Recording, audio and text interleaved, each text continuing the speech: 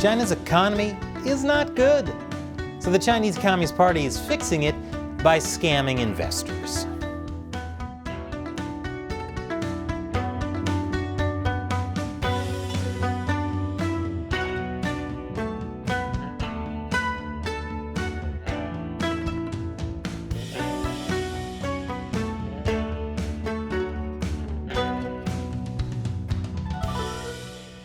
Welcome to China Uncensored. I'm Chris Chappell. Remember all those headlines about how China was cracking down on its tech sector? And then all those headlines that after 2 years, the crackdown was finally over. Well, it seems that both are now true, simultaneously. I'm going to call this paradox she's cat. Only instead of a cat, it's an entire industry. And there's no way that cat is getting out of the box alive. Because the Chinese Communist Party still wants to control big tech. It's just pulling different strings behind the scenes to do it. China's new way of controlling its biggest companies is through something called golden shares. Golden shares are a small government stake in each company, usually around 1%. These shares tend to give the government board seats, voting power, and sway over business decisions. And by sway, I mean it's kind of hard to disagree with someone in your boardroom when they have the power to make you disappear. Forget a stake in the company. They have a stake in your life. So instead of regulators slapping companies with billions of dollars in fines, resulting in billions more being wiped off the company's market value, the Chinese regime traded the visibility of crackdowns for an appearance of stability. That's because China's economy is not doing well right now. And the Chinese Communist Party needs these tech companies to stabilize so that more investors put their money into these companies and the Chinese economy. Guess what? It's working. Because these investors have shorter memories than actual goldfish. But the Chinese Communist Party also isn't interested in giving up control. So they're using golden shares as a way to manage Chinese companies. The idea is that with a government minder on the board, companies won't have much room to make any mistakes that could anger Beijing. Yeah, no kidding. Not sure if it'll help or hurt productivity when your supervisor is carrying a black bag and zip ties. To any entrepreneur, the idea of having a government minder might sound terrible, but in China, where regulators punish companies for things they did years ago, some are actually calling this a security blanket. It might be to the advantage of companies like Alibaba and like Tencent. That they're out. Yeah, that they have somebody in the room who can stop them and say, no, let's not go there. Only in China. Now, this may seem like a new way of doing business, but the government actually rolled out the idea 10 years ago. China's leader Xi Jinping included the idea of small government holdings in private companies in a reform agenda issued in 2013. With the express purpose of reducing the state's role in the economy. The idea back then for golden shares was to have the state give up its majority ownership in media and other firms to private investors without fully losing control. Yes, because if there's one thing communists can't stand, it's not having control. Of course, there's another advantage to golden shares. By giving up their majority ownership to private investors, but keeping these golden shares, the Chinese Communist Party can keep their control over these companies without having to use government money to support them. So, private investors, can pay for the companies while the Communist Party still maintains control. It's win-win for the party. The reason you may have seen headlines about golden shares recently is because back in January, the government acquired golden shares in 2 Alibaba units. At the same time, the government was reportedly discussing a golden shares arrangement with Tencent, which is a giant tech company that owns a lot of things, but most important, the everything-all-in-one app WeChat. Think of it like a Facebook meets WhatsApp meets Venmo and Candy Crush and Tinder and Amazon, and there's still other functions like booking a doctor's appointment or finding out how densely crowded a location is. Now, WeChat is already heavily censored, but when you're the Chinese Communist Party, there's no such thing as too much control. And after the break, I'll tell you about China's other disturbing golden shares arrangements. Welcome back. So the Chinese regime has been controlling companies by taking a small but very influential stake in companies, usually around 1%, which are called golden shares, or as they're officially called, special management shares. Now I know what you're thinking. Doesn't practically every Chinese company already have a Communist Party branch in it? Yes, that's true. But like I said already, if you're the Chinese Communist Party, you can never have enough control. The CCP looks at control the way Italian chefs look at garlic. They want it in everything, even ice cream. Back in 2021, the government took golden shares in ByteDance, which is the owner of TikTok. And a year before that, it did the same with a local subsidiary of Weibo, China's version of Twitter. So to all you Elon Musk haters out there, just know there could be worse owners of a social media company. Much worse. At least liking Elon's dumb jokes isn't mandatory. There are two things that the Communist Party can't stand about China's big tech giants: their power and their wealth. The reason free enterprise is such a threat to communism is because it offers competition to the government. And if there's one thing communists hate, it's competition. And yes, narrowing it down to just one thing they hate was difficult, because if there's one thing communists love, it's hating things. After Xi Jinping came to power, he changed the country's constitution to make it clear who was in charge.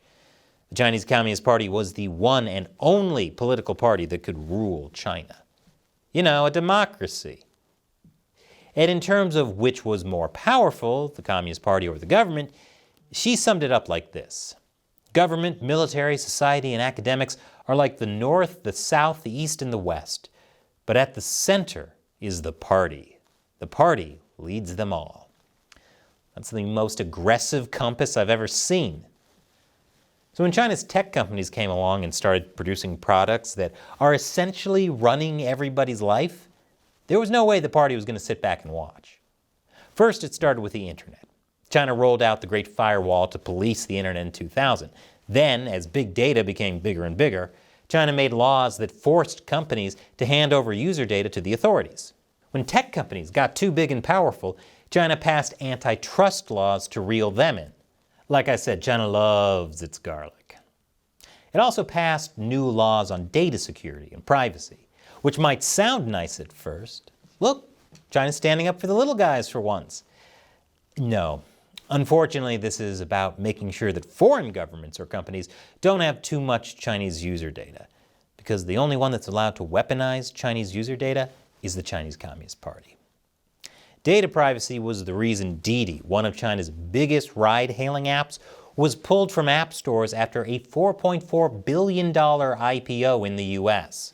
Officially, it was because Didi illegally collected and used users' personal information.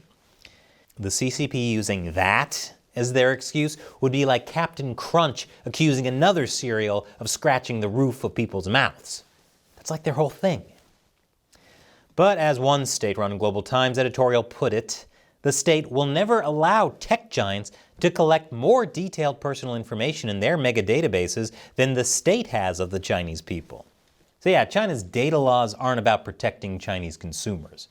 They're about making sure companies don't become more powerful than the state. I also mentioned earlier how the Communist Party can't stand tech companies getting so rich. It's not just about big companies like Tencent, Alibaba, or ByteDance.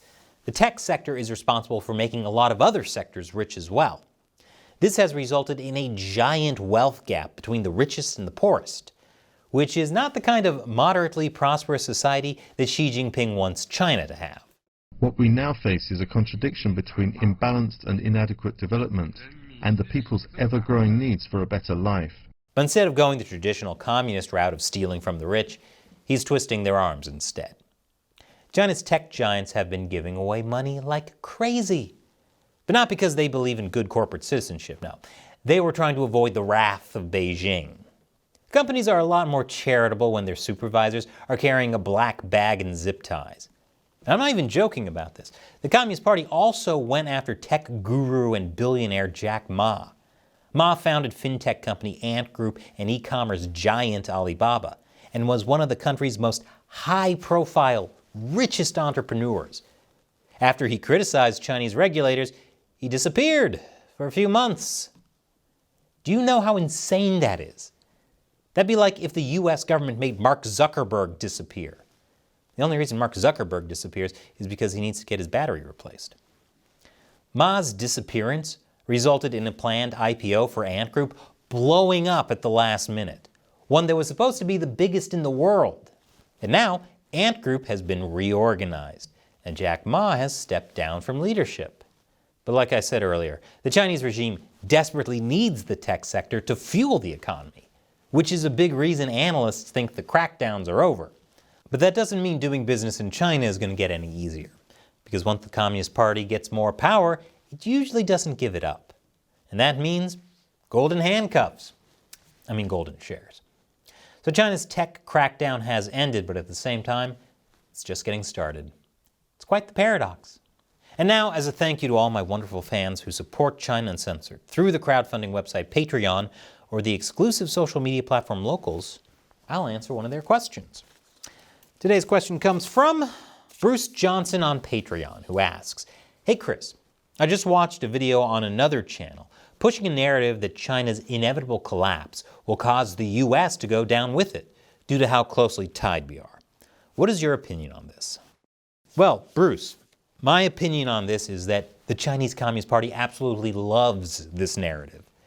They want the world to believe that everything would end if the Communist Party collapsed, which is why we should all help them stay in power, right? That's exactly the kind of thinking that leads to the terrible China policy America has had for years, the one I talked about in a recent video. First of all, I want to say, the CCP's collapse is not the same as China's collapse.